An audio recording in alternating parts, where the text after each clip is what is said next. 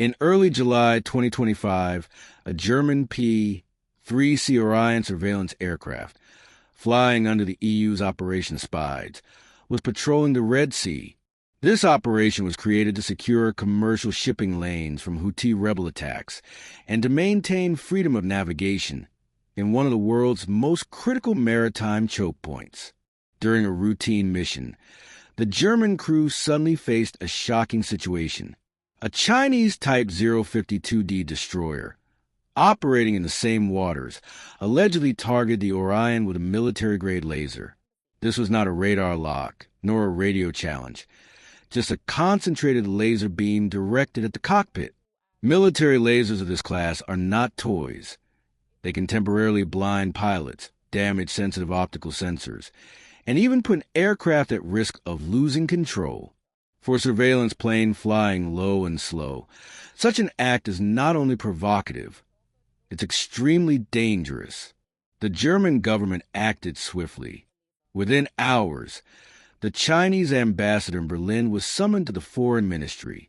Germany officially condemned the laser targeting as completely unacceptable and dangerous.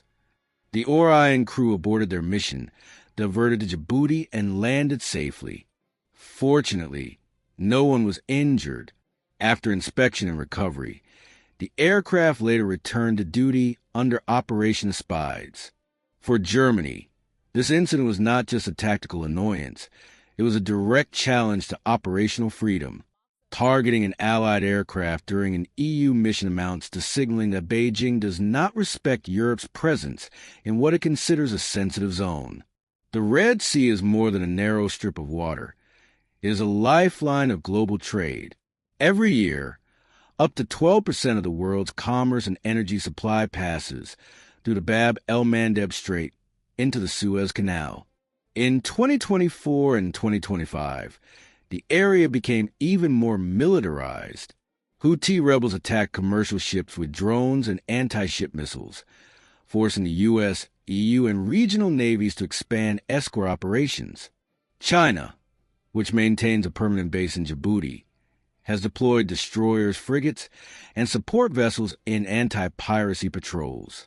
For Beijing, this is also about projecting power beyond Asia and showing that Chinese naval presence is global. So, when a German aircraft was lased, it was not an isolated act. It was part of a larger competition for influence in the Red Sea. From a purely military standpoint, laser incidents are high-risk escalation points. They are harder to prove than radar locks or missile launches, since evidence depends on crew reports and sensor data. Lasers can cause temporary or permanent eye damage to pilots, or disable electro-optical cameras. In worst-case scenarios, a blinded crew could lose situational awareness and crash. In modern military doctrine, laser targeting is considered a form of gray zone warfare, an aggressive move short of open fire, but strong enough to send a message. Germany's confrontation with China signals something larger. For Europe, Operation Aspides is meant to show EU unity and credibility. If European aircraft can be harassed without consequences, the mission risks losing legitimacy. For China, this was a way to remind Western forces that Beijing considers the Red Sea part of its expanding sphere of influence, tied to its Belt and Road Sea lanes. For global security, the more crowded the Red Sea becomes, with U.S., EU, Chinese, and regional navies, the higher the risk of miscalculation. The laser incident may appear small, but in military terms, it is a warning shot. It shows how fragile stability in international waters has become. The question remains, was this just one rogue captain testing limits? Or was it a deliberate signal from Beijing that no matter where Western navies operate, China is willing to push back, even the Red Sea? One thing is clear.